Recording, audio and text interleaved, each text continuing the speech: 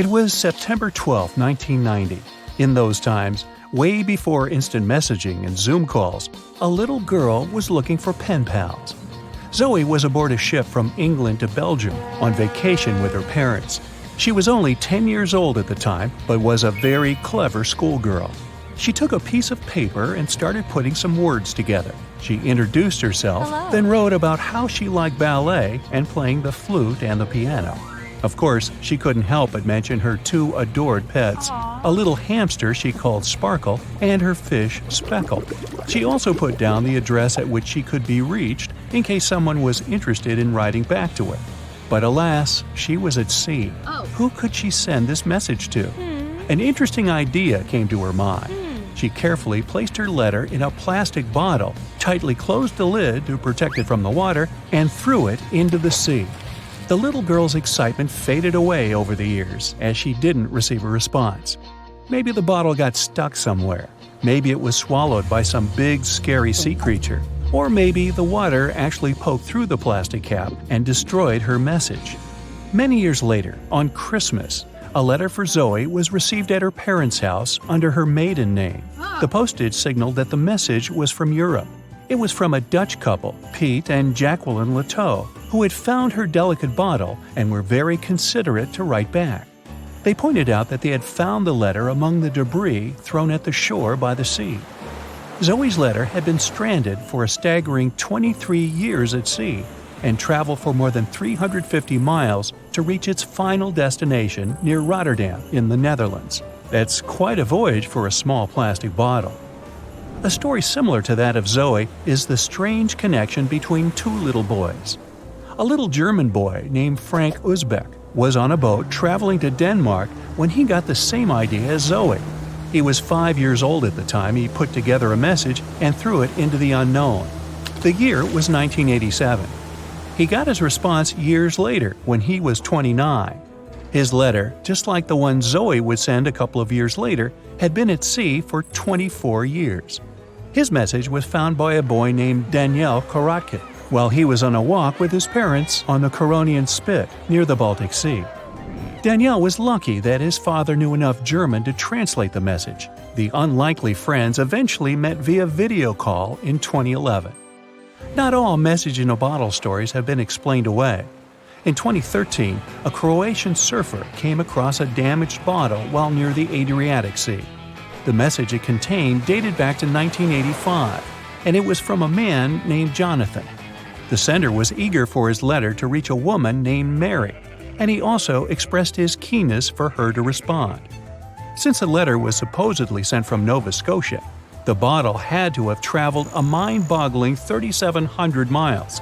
The message went from the Atlantic Ocean, entered the Mediterranean Sea, and reached the Adriatic shores in Croatia. The identities of neither John nor Mary were ever discovered. There are also messages in a bottle with wonderful love stories to share. This was the case for Ake and Paulina Viking. When Ake, a lonely Swedish sailor, placed a letter in a bottle and threw it in the Mediterranean Sea, he had no idea the piece of paper would eventually reach his future wife. This was in the early 1950s. The bottle was found by an Italian man who was inspired enough to give it to his niece, Paulina. After a year of back-and-forth letters being exchanged, Ake and Paulina eventually met and got married. Having decided to share their story with the world, they became somewhat of a celebrity couple for the time. They even shared video footage of their wedding with the world, and their story was featured in a bunch of newspapers. This fortunate event started a movement between young people looking for love, increasing the number of messages being thrown out at sea in search of a fairy tale ending. Not all the stories that started out like this eventually worked out, though. In 1945, an American named Frank Hayostak placed a similar message to that of Ake's in a bottle and threw it in the waters. Almost a year later, his letter was found by an Irish woman. Her name was Brenda O'Sullivan. Their years of correspondence soon caught the attention of the media at the time, but their friendship never flourished because of the added pressure. They eventually met in person when Frank traveled to Ireland, but he didn't stay for long, and they eventually got out of touch with each other. After Titanic met its strange ending, many bottles containing secret messages started to surface. Almost all of them proved to be counterfeited, apart from one letter. Years after Titanic had sunk in the icy Atlantic waters, a bottle was found on the Irish shores. It was supposedly from a man named Jeremiah Burke, and to this day, it is considered to be the only genuine message in a bottle originating from Titanic. The piece of paper simply stated the sender's name and the location, the Titanic, accompanied by the word goodbye. Since the date has washed away, it's difficult to estimate whether the note was sent before or after the ship had hit the iceberg. The common understanding is, however, that since Jeremiah was looking to relocate to the U.S., he was merely sending his last symbolic regards to his family and friends back in Ireland. This simple way of meeting and sometimes corresponding with people has turned into a hobby for a man from a Canadian province named Prince Edward Island, located east of the U.S. state of Maine.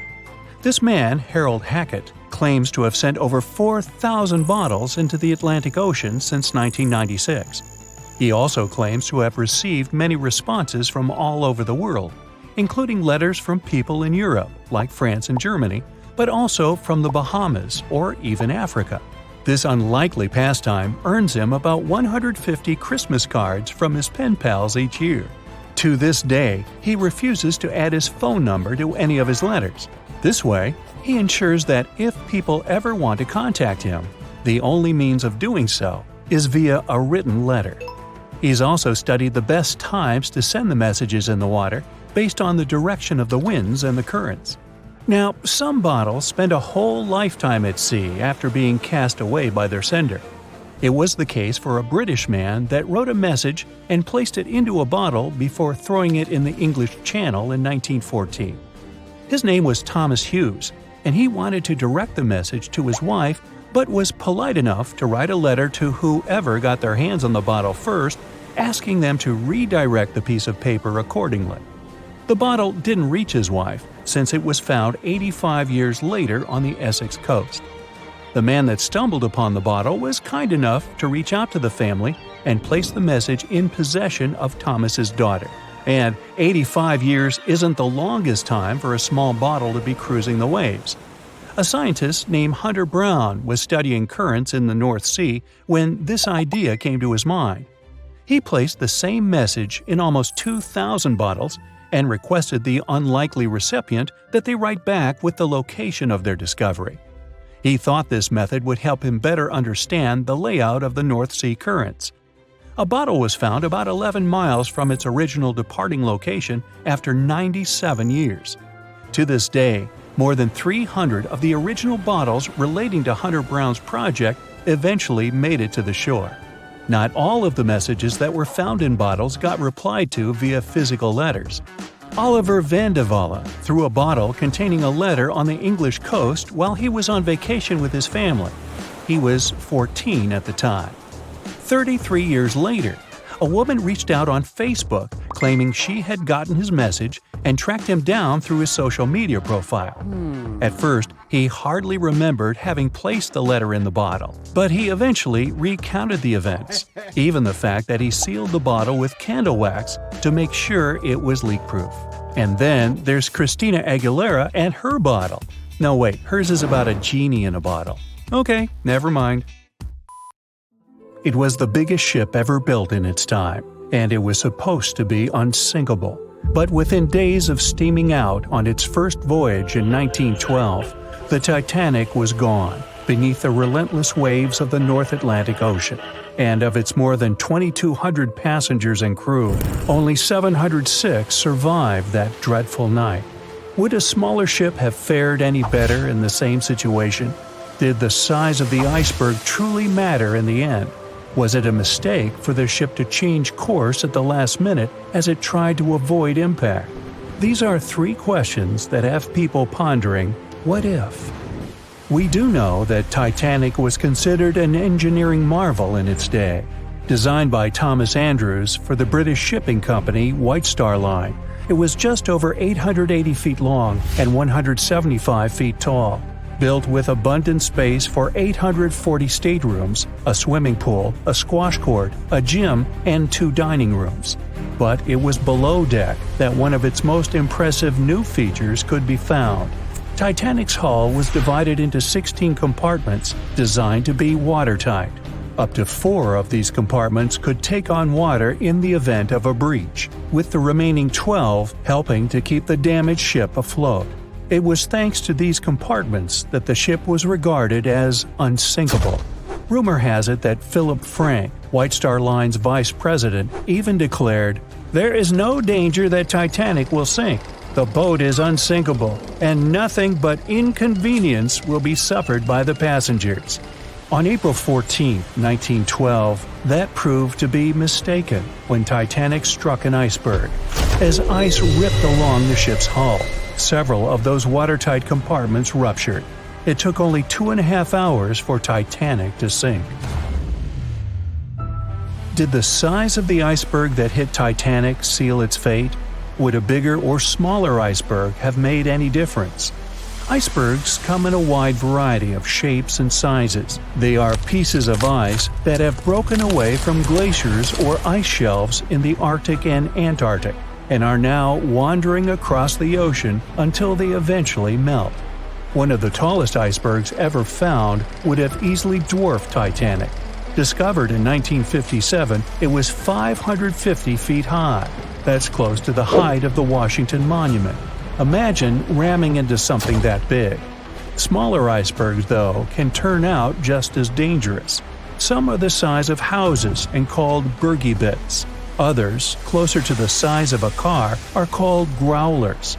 These can be much harder for ships and boats to locate, making them more difficult to avoid.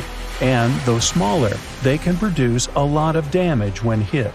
It's also critical to recall that icebergs are always bigger than they seem, with the majority of their mass lurking below the ocean surface. In fact, over 80% of an iceberg's volume is underwater.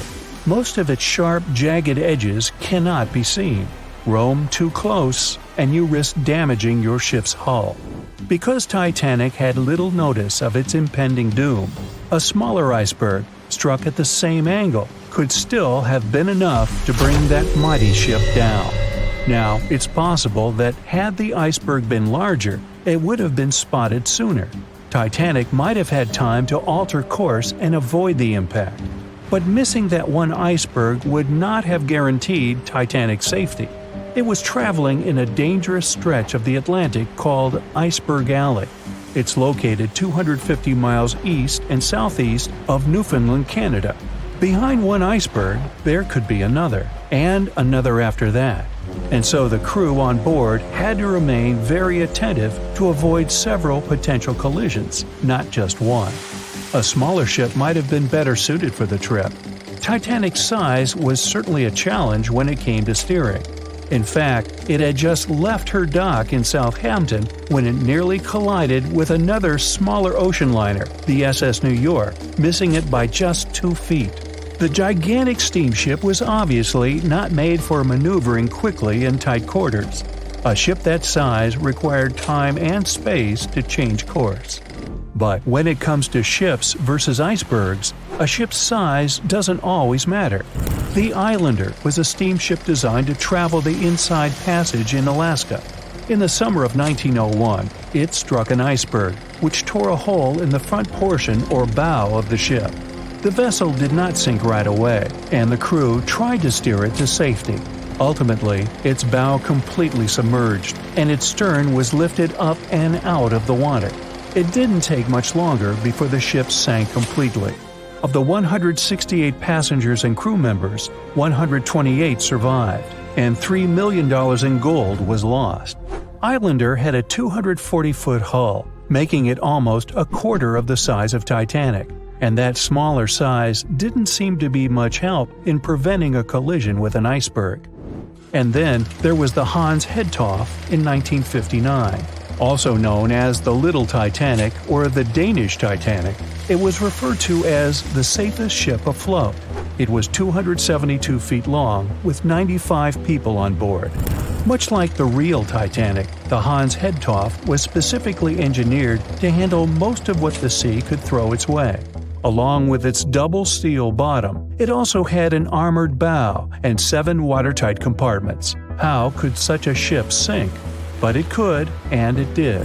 It was on its first voyage, returning to Copenhagen, when it ran into trouble. On January 30th, it hit an iceberg. An SOS was sent, but when the Johannes Cross arrived to help, the Hans Hedthoff was nowhere to be found. The only evidence of the ship's existence was a lifebelt that was washed ashore in Iceland 9 months later. Again, the ship's smaller size didn't work in its favor. A smaller size of Titanic wouldn't have guaranteed a safe voyage in 1912. The final what-if concerns the last-minute choice when the iceberg was spotted and the alarm sounded.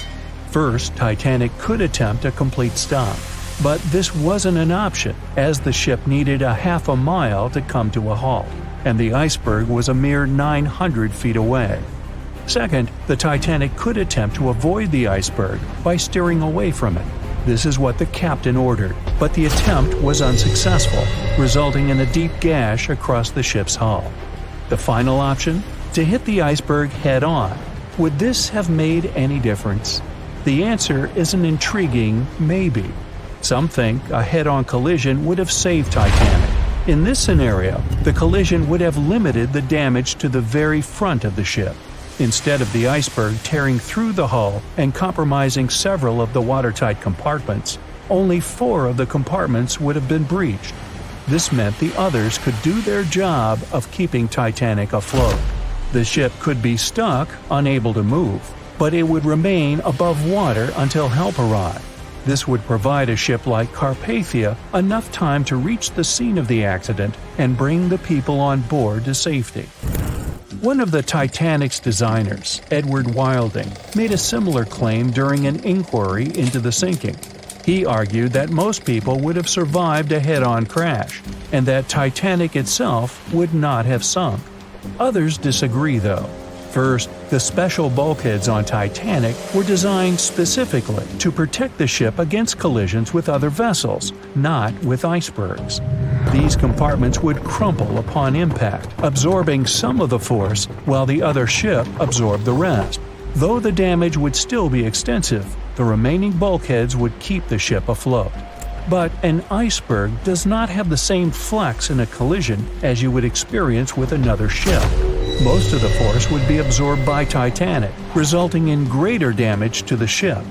Even worse, the impact would be carried through the full length of the ship. Rivets would burst, seams would tear, the compartments would quickly flood, and the ship would sink even faster, resulting in fewer survivors. In any case, as with most what-ifs, we'll never really know the answer. As tragic as Titanic's first and last voyage was, it did result in changes that helped make venturing out to sea much safer. Findings from hearings on the disaster led to the creation of the International Ice Patrol, or ICC, in 1914, an organization that tracks icebergs in the Atlantic and Arctic Oceans to ensure vessels in the area can avoid them. In the US and Britain, ships were obligated to carry enough lifeboats to accommodate every person aboard. Regular lifeboat drills were made mandatory. And finally, the bulkheads on ships were made higher to keep water out, and bottoms were stretched to create double hulls, helping make the compartments truly waterproof. There's no denying that Titanic was a terrible tragedy, but the lessons learned from that night to remember has helped prevent many more. Meet Arthur John Priest. No, he isn't famous for being a painter or for discovering some long-lost treasure. He didn't invent some cool gadget or break any world records. No, Arthur John Priest is famous simply for being unsinkable. Proving one can be both lucky and unlucky at the same time, Priest was involved in and survived several mishaps at sea, including the fateful maiden voyage of the Titanic. Priest was not a rich man interested in sailing for pleasure. He was part of the working class, employed as a stoker or fireman, stuck for hours within the hot bowels of large steam-powered vessels. His job was dirty and difficult. He was responsible for keeping the furnaces lit, feeding them coal to ensure enough steam was produced for the engines to work. He had to be careful about not overheating the system or setting fire to the whole ship.